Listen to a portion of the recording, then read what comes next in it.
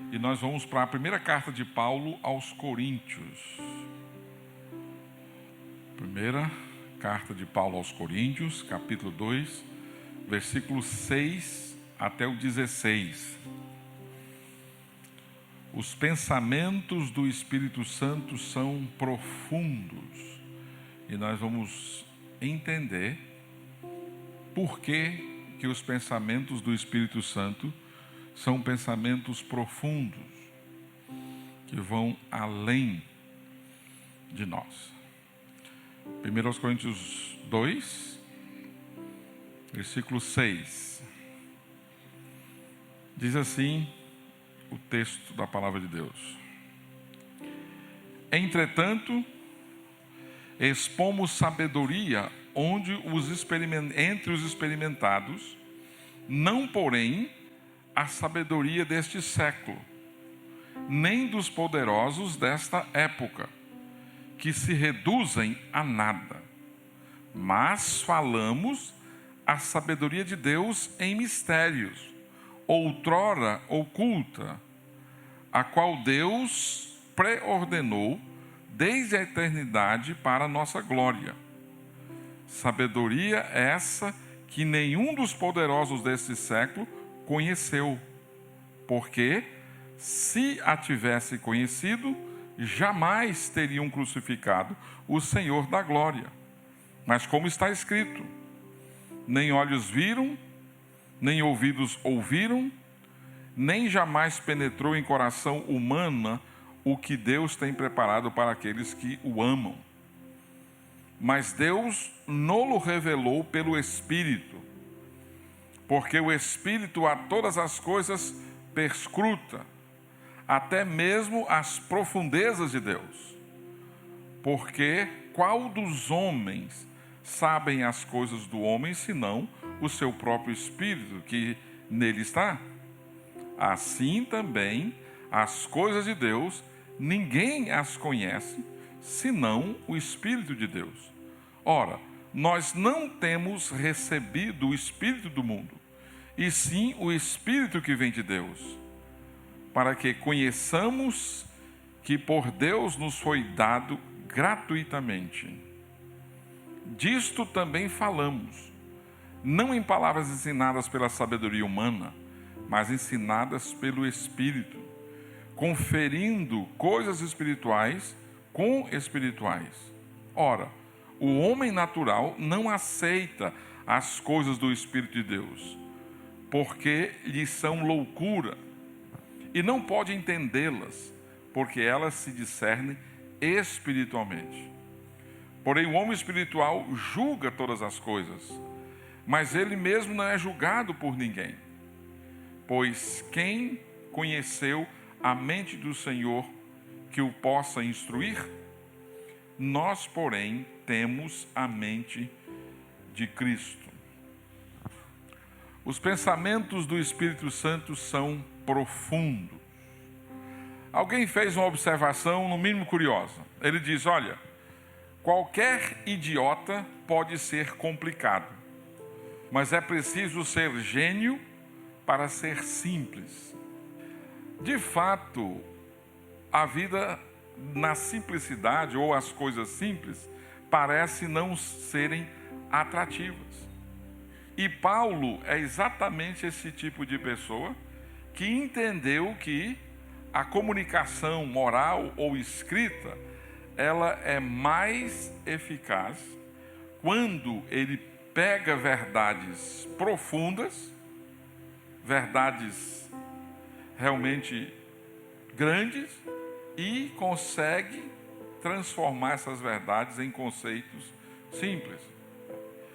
Embora ele seja, sem dúvida alguma, o pensador do Novo Testamento profundo, talvez o mais profundo, ele parece sempre se esforçar para ensinar o maior número possível de pessoas comuns como nós, algo de grande valor. Esse texto que eu acabei de ler hoje à noite, ao longo da história do cristianismo, ele sofreu muito, porque algumas pessoas com distorções Porque algumas pessoas motivadas por uma ideia de elite espiritual usaram esse texto como se Paulo estivesse ensinando isso. Isso não só foi desafiador em tempos passados, como nos nossos dias. Certa vez eu recebi um homem na minha igreja, depois de uma escola dominical, ele veio conversar comigo e ele diz: como é para se aprofundar nas coisas da fé? Eu disse: como? Não, porque eu estou num lugar que o dirigente, o professor, o mestre sempre está dizendo assim: isso aqui não é para vocês, isso aqui ainda não está na hora de vocês, é para daqui a algum tempo, isso aqui é profundo demais. E ele tinha acabado de se converter. Ele disse: eu queria muito me aprofundar. Vocês aqui contam tudo? Ou tem alguma coisa que eu preciso esperar? Eu disse: olha, eu estou curioso com o que o seu pastor está dizendo, mas essa suposta elite espiritual na Bíblia não existe. Não tem coisas que Deus revela a alguns e a outros não. Você não precisa passar por algum tipo de estágio para você chegar nesse elitismo espiritual. Como alguns, e já de fato tiveram alguns movimentos do tipo movimento de vida mais profunda, ou a própria doutrina ou a teologia da suposta segunda bênção. Você tem a salvação em Cristo, mas isso não é tudo. Vai chegar um momento que você vai experimentar coisas ainda mais profundas, coisas especiais. E você corre o risco, por alguma razão, de não participar disto. Agora, o curioso é que todos que defendem esse tipo de elitismo espiritual se baseiam exatamente nesse texto que Paulo está escrevendo.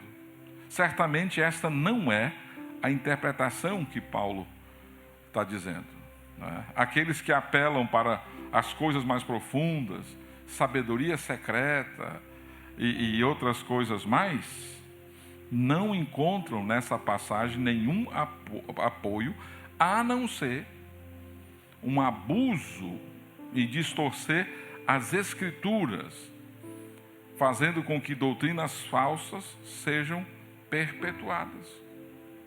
O próprio livro de 1 Coríntios, a primeira carta que Paulo escreve aqui, ele diz logo no primeiro capítulo sobre essa sabedoria que vem do Senhor, que está disponível. Ele diz: olha, a igreja, para ficar unificada, né, ele contou como deve fazer, o versículo 1, versículo 10, né?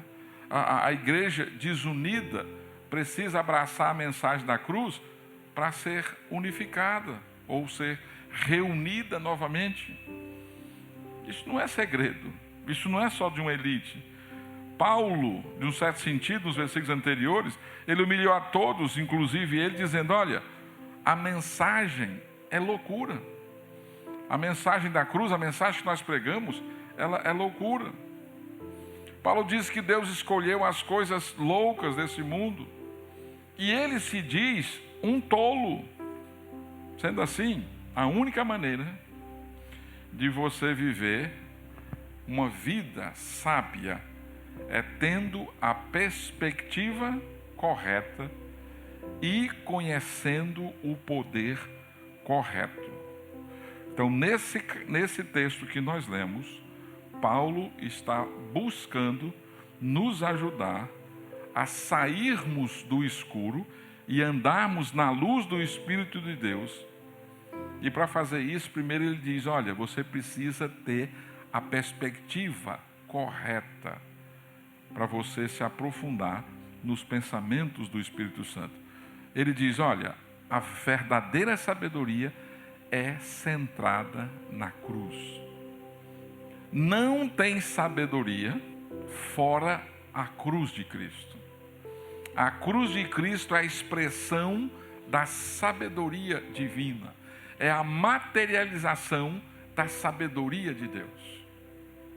Nem judeus e nem gregos entenderam dessa forma.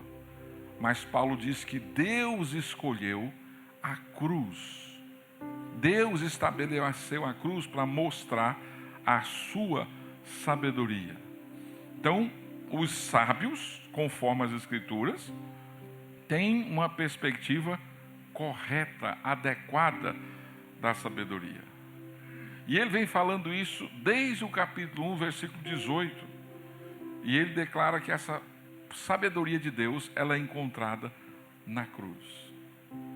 E a sabedoria de Deus está exatamente em anular todo o poder humano. A cruz, ela anula a nossa soberba, o nosso orgulho, ou qualquer expectativa pessoal de ser aceito por Deus na base daquilo que nós fazemos. A cruz diz que você e eu não podíamos e nem podemos fazer absolutamente nada para sermos salvos, mas que Deus, em sua soberania, fez. Jesus, Deus, se fez homem, habitou entre nós e assumiu a nossa condenação na cruz, para que nós pudéssemos ter vida, e vida abundante, como as Escrituras falam. E Paulo diz, isso é sabedoria humana, isso não encaixa no plano judeu, no entendimento dos judeus, porque eles tinham a perspectiva de um Messias que fosse político e poderoso, jamais um aparente Deus fraco, Messias fraco e sendo crucificado. A razão grega não permitia. Então aquilo foi vergonha e foi escândalo, foi loucura, mas foi o plano estabelecido por Deus. Então Paulo está dizendo, olha, essa sabedoria, ela é encontrada na cruz. Por isso ele diz, olha, nós proclamamos, expomos a sabedoria entre os experimentados, ou maduros. Nessa primeira parte do texto que nós lemos, essa palavra sabedoria, que é Sofia, ela é repetida pelo menos 5 vezes. E Paulo, o apóstolo, ele fala da mensagem da cruz para aquelas pessoas que são experimentadas, as pessoas que são maduros. E quem são as pessoas maduras, as pessoas experimentadas? De modo algum, ele está pensando numa elite espiritual. Sim, são aquelas pessoas que creem na mensagem da cruz, que Jesus Cristo é o Deus que se fez homem, viveu entre nós e morreu na cruz, nos substituindo, pagando pelos nossos pecados.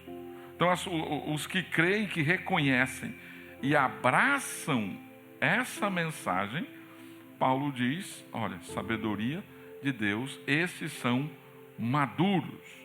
Agora, Paulo não diz quem são esses maduros e nem passa para nós algum tipo de informação. Parece de propósito, ele querendo dizer que o leitor decidisse se ele era um experimentado ou um desses maduros. Porque o maduro, ele ouviu a mensagem da cruz, que para alguns é loucura, motivo de tropeço, de escândalo, e ele creu naquela mensagem e ele abraçou a mensagem da cruz. Nesse contexto aqui, esse é o maduro, o experimentado. Não é aquela pessoa que tem X anos que conhece o Evangelho. Não tem nada a ver com a idade da pessoa, não tem nada a ver com o gênero da pessoa, não tem nada a ver com a etnia da pessoa. Está preso à ideia da relação que essa pessoa tem com a mensagem da cruz. A pessoa crê nessa mensagem e ele abraça essa mensagem. Então Paulo diz, esse aí é o maduro. Esse princípio se aplica a mim e a você hoje? Se Paulo estivesse escrevendo uma carta para você, ele diria que você é alguém maduro, alguém experimentado? Alguém que crê na mensagem da cruz, que acolhe, que aceita essa mensagem, que abraça essa mensagem, que fundamenta a sua salvação na obra da cruz. Você seria esse experimentado? Você se encaixa aqui? Nesse sentido, você é um cristão maduro? Se sim, como é que você chegou a essa conclusão? Quais foram os critérios que você usou? Só somos maduros, conforme a perspectiva de Paulo, se tivermos a perspectiva correta da cruz. E esse é um pensamento profundo do Espírito revelado aqui, que nós precisamos ter essa perspectiva, dessa centralidade. A cruz, ela é a solução para os conflitos na igreja? Ela é o meio que nos une? Ela é a base da nossa unidade? Então você é maduro. Se você tem dificuldades na sua família, no relacionamento com seus filhos ou no seu casamento, a cruz é a base da solução dos seus conflitos? Então você é maduro. Você é uma pessoa madura. A cruz é um meio de reconciliação? Você é maduro. Se você tem conflito nos seus relacionamentos interpessoais, trabalho e outros lugares, com os seus chefes, as pessoas que estão sobre você, se você lida a partir da cruz, você é maduro. Porque no entendimento de Paulo, esta é sabedoria de Deus, é um pensamento profundo do Espírito, e os maduros nunca se afastam da cruz, porque eles a compreendem mais profundamente, ou com profundidade. Jamais se afastam da cruz. Eles voltam sempre para a mensagem da cruz, que é sabedoria de Deus, que é poder de Deus revelado. A cruz não é um amuleto. A mensagem da cruz é a base da nossa fé. E isso é sabedoria de Deus. No próximo capítulo 3, Paulo vai até falar daqueles irmãos ou daqueles crentes que são carnais. E Paulo quer que eles vivam de acordo com a perspectiva correta. Ou seja, se você abraçou a mensagem da cruz, a sua vida deve ser coerente com essa mensagem.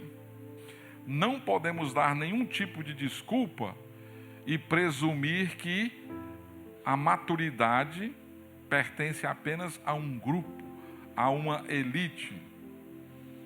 Eu não cheguei lá ainda, eu não sou ainda. Não. Todos que abraçaram, conforme o pensamento de Paulo, são maduros. E Deus quer que você persiga e prossiga para uma vida centrada na cruz, na mensagem da cruz. E quando eu falo cruz, eu estou falando da mensagem da cruz. Não estou dizendo um objeto. Que também não tem nenhum problema. Se você usar um objeto na orelha, no pescoço, numa pulseira, não tem problema usar a cruz. O problema é se tem alguém lá dentro daquela cruz, que não existe mais. Mas se você entende aquilo simplesmente como um símbolo, e não como um amuleto, mas eu estou falando da mensagem que a cruz comunica, que é a sabedoria de Deus. Ali não foi um erro histórico, não foi falha no plano, foi propósito. E aquele propósito que Deus tinha através da cruz era anular toda e qualquer sabedoria humana, toda e qualquer tentativa humana de se achegar a Deus, de se aproximar de Deus. O meio é a cruz. Nesses versículos que inicial aí, dos versículos 6 até o versículo 9, então Paulo faz aqui mostra alguns aspectos da sabedoria de Deus. A primeira coisa que ele fala no versículo 6 é que essa sabedoria, ela é eterna, não é? Ele fala que a sabedoria que foi exposta, que foi comunicada, que foi levada até os maduros ou os experimentados aqui, não foi uma sabedoria deste século, nem dos poderosos, que se reduzem a nada, mas fala de sabedoria de Deus em mistério, a qual Deus preordenou desde a eternidade para a sua glória. A sabedoria, ela é eterna. Ela não pertence a este século, não pertence aos sábios, não pertence aos príncipes, que, segundo Paulo, estão passando. São passageiros. Por quê? Porque a palavra de Deus, a sabedoria de Deus, ela é permanente. Como Paulo cita várias vezes o profeta Isaías, não é difícil imaginar que ele tem em mente aqui Isaías 40, versículo 8, que diz: a erva seca e a flor murcha, mas a palavra do nosso Deus permanece para sempre. Isaías 40, verso 8. A sabedoria de Deus revelada por meio da sua palavra, ela é eterna. Como não investir nessa palavra? Como não dar atenção a essa sabedoria que permanece? Tem uma estatística que diz que a minoria dos crentes vão passar por essa vida aqui lendo a Bíblia toda pelo menos uma vez. Agora, se você lê a Bíblia contando, não quer dizer que você vai ter mais bênçãos ou mais espiritual do que os outros. Não é pelo que você faz. Mas é no mínimo contraditório quando você diz que a palavra é a sabedoria de Deus revelada e você nunca investe tempo para conhecer essa sabedoria. Você nunca investe tempo para estudar essa sabedoria. Nunca. É no mínimo incoerente. Essa sabedoria é eterna, ela permanece. As outras passam. A sabedoria desse século é passageira. Mas ela também é benéfica. No versículo 7, Paulo diz o seguinte: olha, falamos a sabedoria de Deus em mistérios. E ele explica aqui. O que é o mistério? Outrora oculta. Então muita gente acha, eles usam muito essa expressão, alguma coisa que não compreende, ou alguma coisa que sai da caixinha, ele diz mistério. Mistério para dizer, não tem argumento, fica quieto aí que eu fico quieto. Só que na Bíblia, o mistério é algo que foi revelado. É exatamente o contrário, não é algo oculto. Agora, foi oculto em outro local. Por exemplo, a cruz, a morte de Cristo, estava lá. A igreja, no Velho Testamento, você vê a igreja, e você não vai dizer que Israel é igreja, porque não é. Israel é Israel, igreja é igreja. Mas a igreja não está no Velho Testamento. Quando Paulo fala da igreja na carta aos Efésios, ele fala mistério. A cruz é um mistério, ou seja, outrora estava oculta, agora foi revelada. Então, a sabedoria em mistério não quer dizer coisas ocultas, coisas secretas, ou que só um grupo pode ter. Não, porque ele explica imediatamente, dizendo, olha, aquilo que anteriormente não tinha sido revelado, mas agora foi. Não é? Então, a mensagem da cruz é um desdobramento adicional ao plano e propósito de Deus, além do que ele já tinha revelado no Antigo Testamento, além do que as pessoas sabiam anteriormente. A cruz, então, é sabedoria oculta em outra época que Deus predestinou antes dos séculos para glória, a sua glória. Ou seja, ele enfatiza a soberania de Deus nesse plano e mostra que Deus tem em mente a nossa glorificação. O ápice é conhecer, é crer, é abraçar a mensagem da cruz. Já pensou? Aquilo que para alguns é loucura, que é escândalo, é tropeço, é a nossa glorificação. Deus tinha em mente o benefício da cruz a nossa experiência. Mas Paulo também diz que ela é sobrenatural. Versículo 8 e 9. Os líderes judeus e romanos, eles foram responsáveis pela crucificação de Cristo. Eles não entenderam o propósito e o significado da cruz. Por isso, eles o crucificaram. E eu não estou dizendo isso para que você tenha ódio dos romanos e dos judeus. Não é essa a função. Jesus foi crucificado pelo plano de Deus. Agora, essas pessoas tiveram participação. Não é para despertar ódio.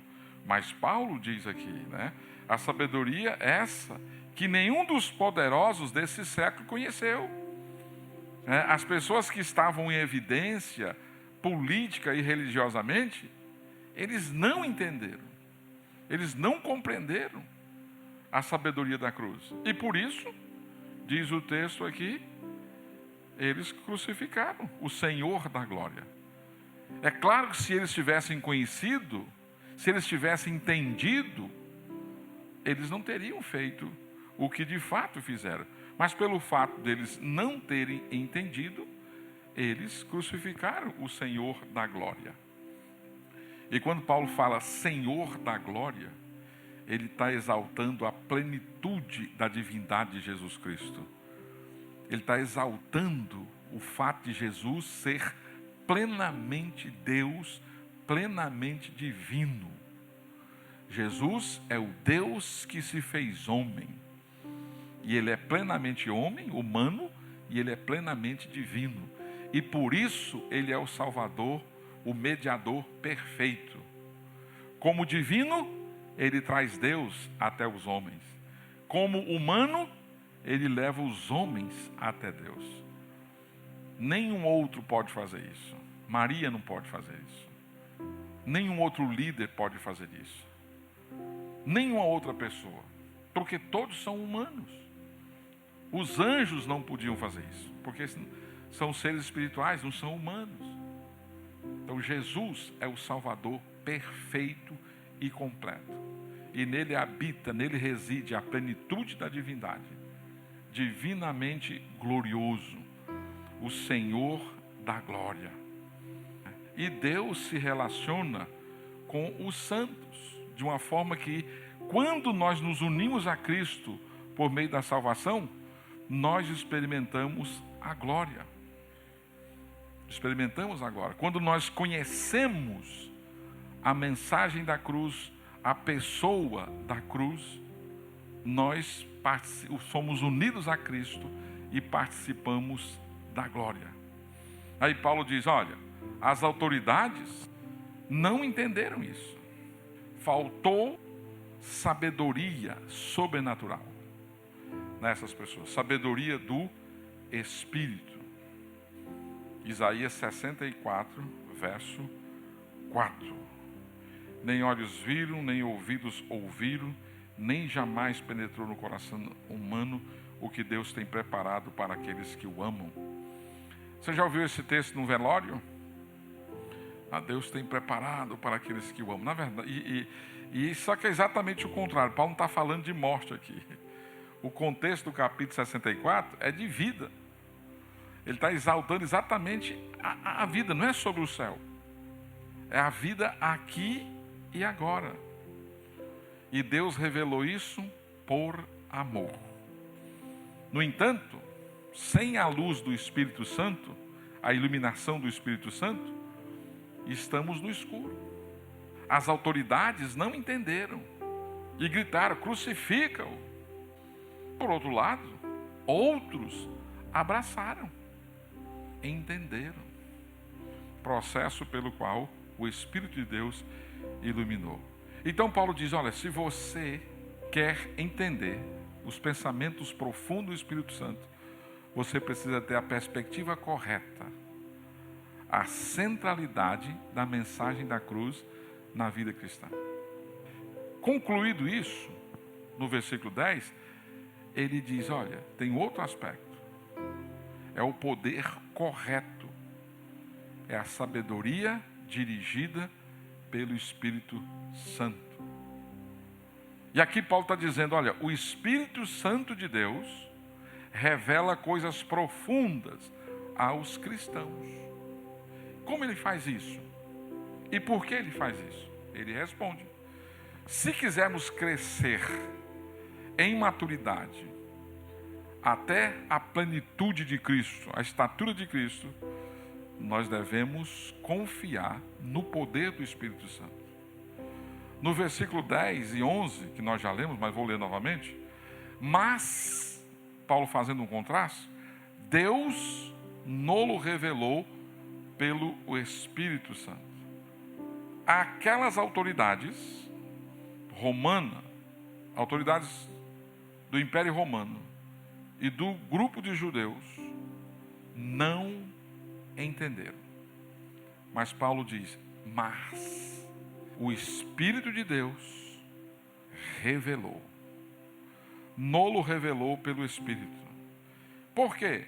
Porque o Espírito a todas as coisas perscruta, até mesmo as profundezas de Deus. Porque qual dos homens sabe as coisas do homem, senão o próprio Espírito que nele está? Assim também. As coisas de Deus, ninguém as conhece, senão o Espírito de Deus. Os mistérios que Deus preparou para aqueles que o amam, conforme Paulo mencionou, não são conhecidos simplesmente por um grupo seleto ou uma elite. Ou seja, qualquer crente, qualquer pessoa que confia na mensagem da cruz, na obra do Senhor Jesus, pode entender essas verdades. Qualquer pessoa. E por quê? O Espírito Santo habita nessas pessoas. Ele ilumina a mente dessas pessoas. Ele lança luz com uma lanterna muito poderosa, para que as pessoas possam entender. Porque sem a luz do Espírito, estamos no escuro. Paulo diz, olha, o Espírito Santo perscruta as profundezas do coração e da mente de Deus. Por que o Espírito Santo faz isso? Porque ele é a segunda pessoa da Trindade. Aliás, a terceira pessoa da Trindade. Ele é Deus. Quando nós pensamos na Trindade, nós falamos de três pessoas que compartilham de uma mesma essência, de uma mesma natureza. Então o Espírito, que é Deus, ele conhece as coisas de Deus, as profundezas da divindade. Ele tem esse conhecimento. E aí Paulo faz uma comparação. O homem, o ser humano, só conhece, quem conhece mais o homem, a não ser ele mesmo, o Espírito que habita nele. Essa parte interior, aquele mundo particular, aquelas questões, aquelas lutas internas, que só você sabe, ninguém sabe. E você sabe que isso é tão verdade, que é você ficar irritado numa discussão ou numa conversa, alguém colocar os seus pensamentos ou dizer que conhece, sabe o que você está pensando. Não sei com você, mas nessa hora me dá vontade de dar uma tijolada.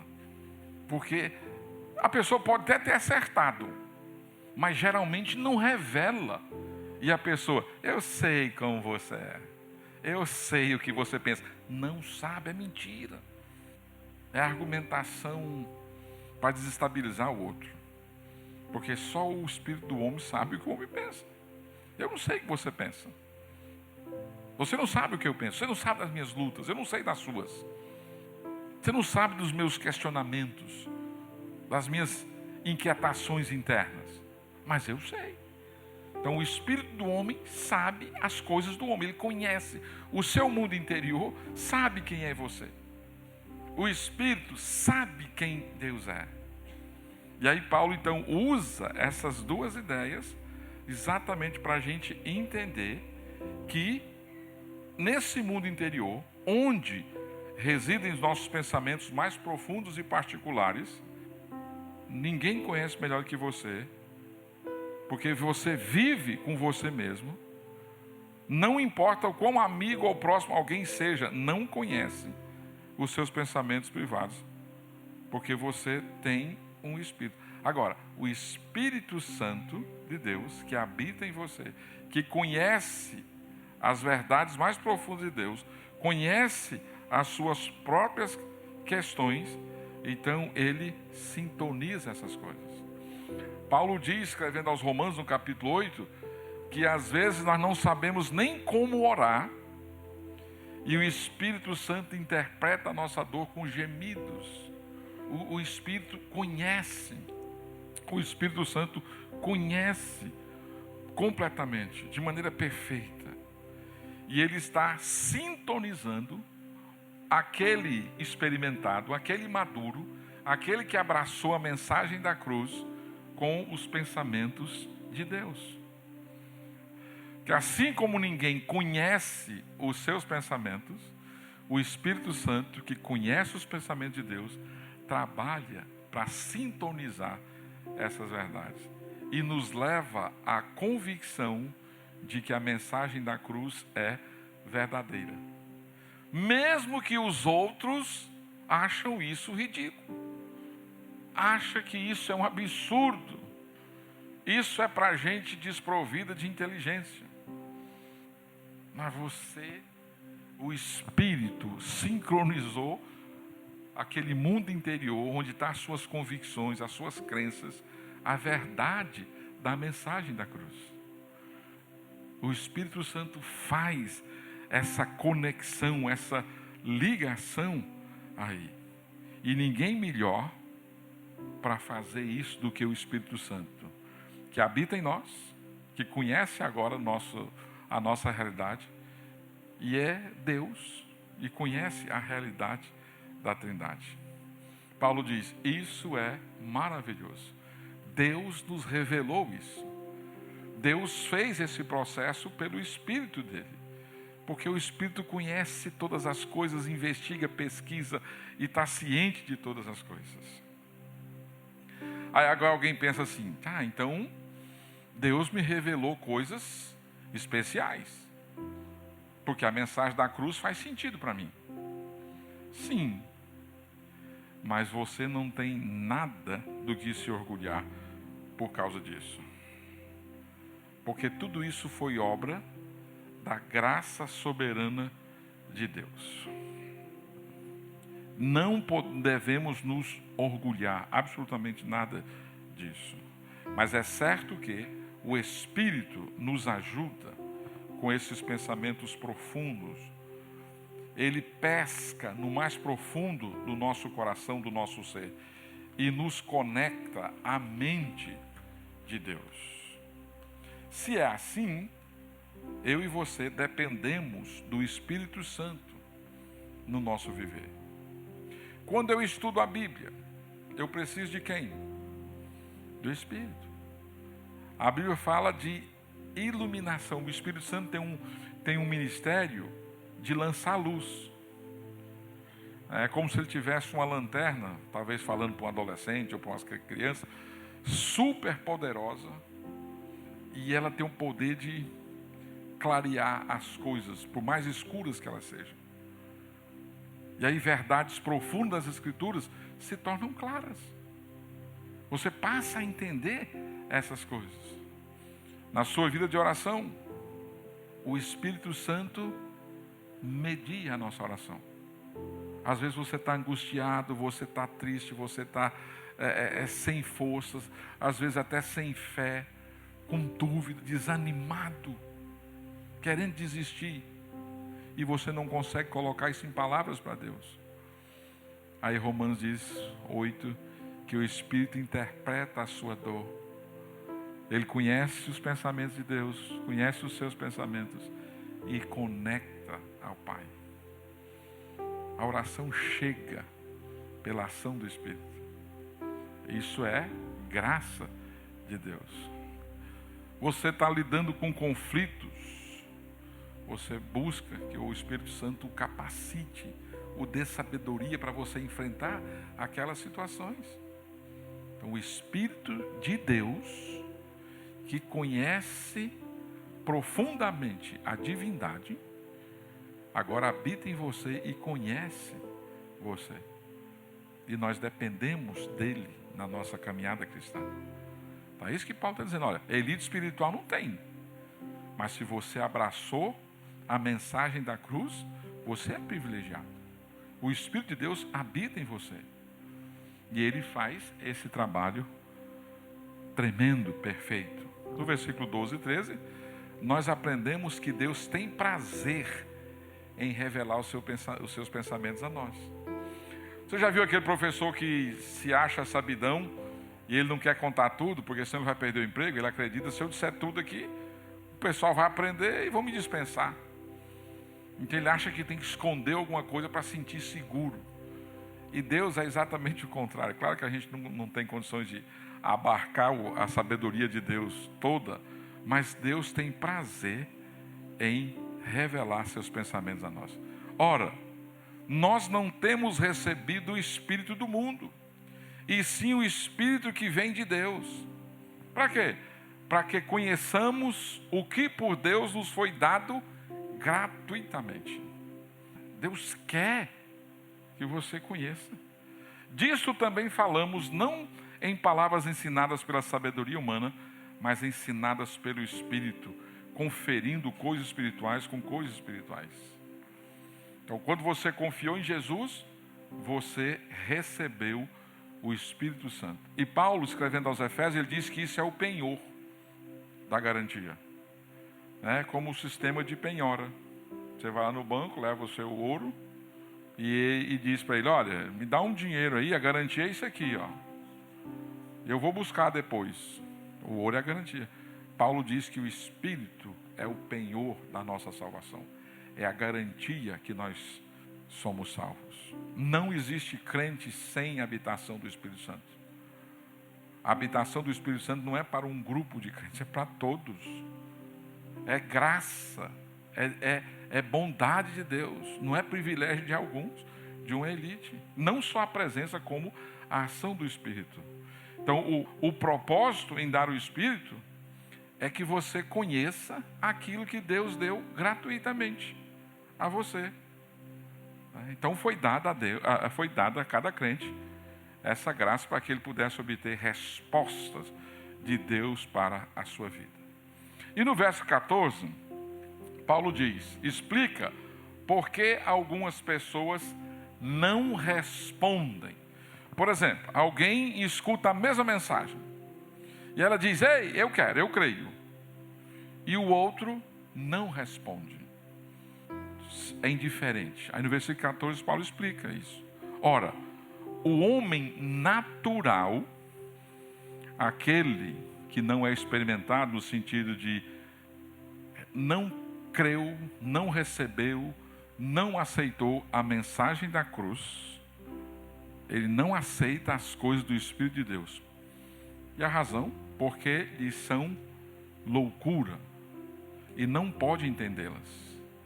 Porque elas discernem espiritualmente. Então, a habitação do Espírito Santo é que permite que a gente tenha o discernimento das coisas espirituais. E essa habitação do Espírito vem quando você coloca a fé salvadora em Cristo. Então, se eu não aceito essa mensagem, eu estou me privando de ter o entendimento dessas coisas, porque elas são espirituais. Eu sou natural, então não tenho acesso a isso. Não é? Então, alguém natural é que não tem essa dimensão sobrenatural, ou seja, o Espírito. Os valores naturais para ele são imateriais, são essenciais. É isso que controla o seu pensamento, os seus impulsos, os seus desejos, as suas necessidades. O raciocínio lógico e natural dele ver as coisas é que é a base da vida dele, é o centro da vida dele. Sucesso, riqueza, prazer e etc. E aí Paulo diz, olha, essas pessoas não aceitam as coisas de Deus, pois elas são loucura. E essa palavra aceita, ela tem a mesma ideia de hospitalidade. Ou seja, elas não acolhem no seu próprio coração essas verdades aí, né? Aquele que não crê não acolhe as coisas de Deus. Então, aquele que não está em Cristo, ele não pode entender as coisas de Deus. E quando a Bíblia traduz essa palavra entender na nossa Bíblia, ela usa duas palavras para mostrar esse entendimento. É o entendimento intelectual.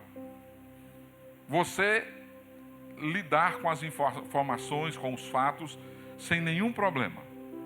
A outra é entender experimentalmente. São duas coisas diferentes.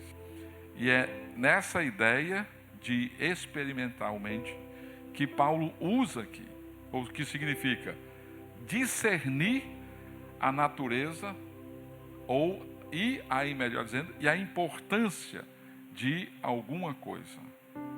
Então Paulo não está dizendo que uma pessoa que não crê no Senhor não pode entender fatos da Bíblia.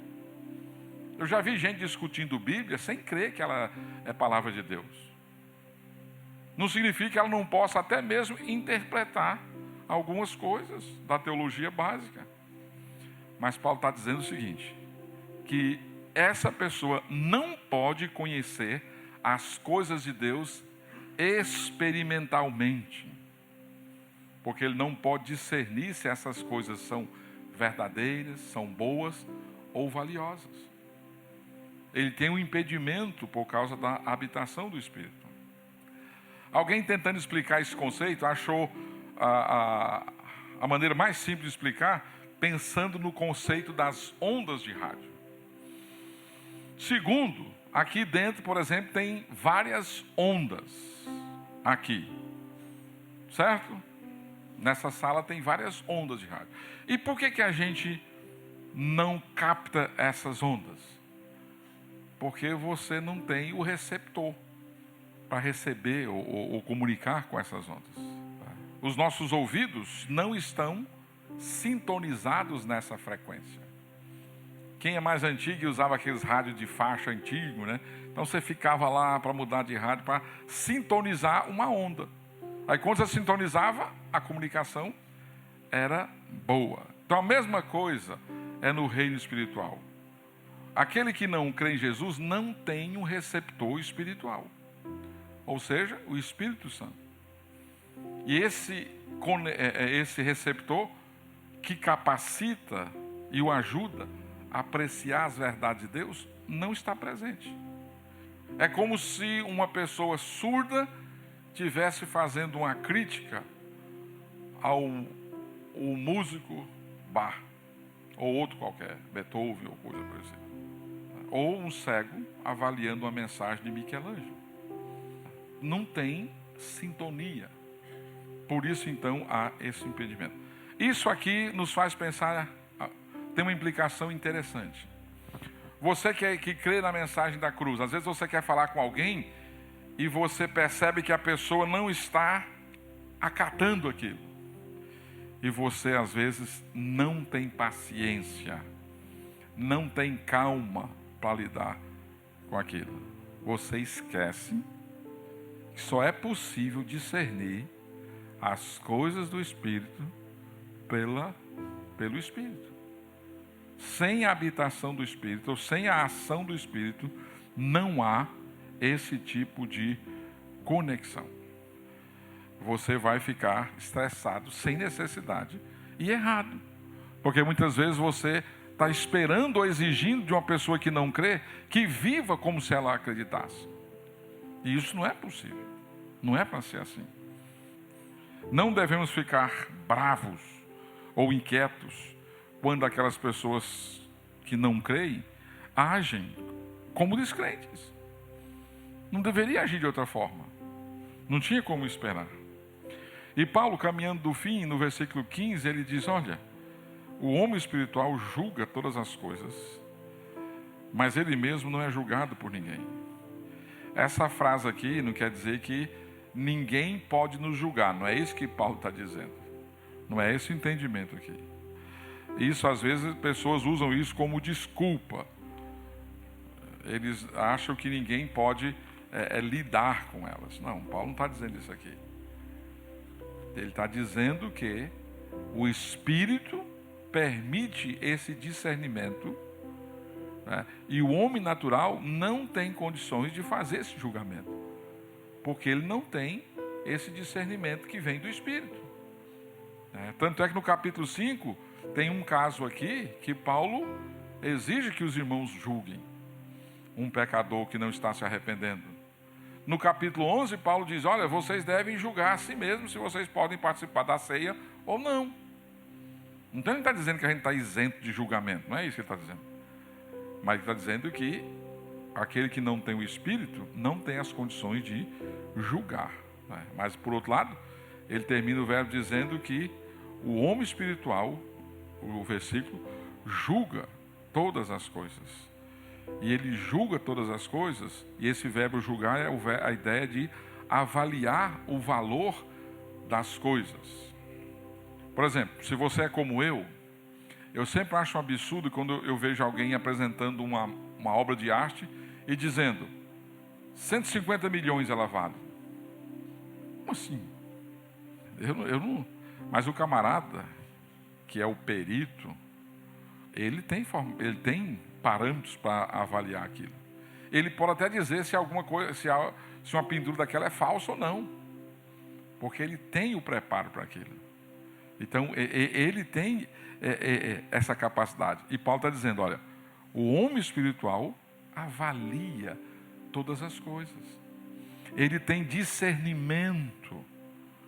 Ele é capacitado pelo Espírito para ver de fato o valor de todas as coisas, para que ele possa tomar decisões seguras, possa assumir posturas seguras. E esse é um ministério contínuo do Espírito Santo. E aí Paulo termina citando Isaías novamente. Pois quem conheceu a mente do Senhor que possa instruir? Nós, porém, temos a mente de Cristo. Sem a luz do Espírito, estamos no escuro. Nós temos a mente de Cristo, por causa da habitação do Espírito. Agora, esse processo também é um processo de crescimento. A mente de Cristo é mente de unidade, por exemplo. O Pai, o Filho e o Espírito Santo são um. São três pessoas distintas, mas vivem numa unidade. Então, se eu tenho a mente de Cristo, eu vou valorizar a unidade. Escrevendo aos Filipenses, Paulo diz, olha, exortando os irmãos a terem a mente de Cristo, era considerar uns aos outros superiores a si mesmo, é valorizar a humildade, é servir aos outros, não buscar o que é propriamente seu. Então, o fato de você estar em Cristo, você tem a oportunidade de viver uma vida tendo o outro como sendo um referencial. E Paulo então mostra que a sabedoria, ela é centrada na cruz e guiada pelo Espírito de Deus. Está disponível para todos. Se você adotar a perspectiva correta, entender a sabedoria que há na mensagem da cruz, se você depender do poder do Espírito para experimentar essa realidade. Os pensamentos do Espírito são profundos, mas são revelados na mensagem da cruz e no poder do Espírito. Se você está em Cristo, você tem uma nova experiência. Você é maduro, você é experimentado. Você não está pronto ainda, mas você está caminhando. E se você ainda não abraçou a mensagem da cruz, e se o Espírito está convencendo você que essa mensagem é genuína, é verdadeira, é única, acolha no seu coração. Receba essa mensagem como sendo verdadeira. E o Espírito vai habitar em você, que é a garantia de que você pertence a Deus, de que a salvação é compartilhada contigo em Cristo.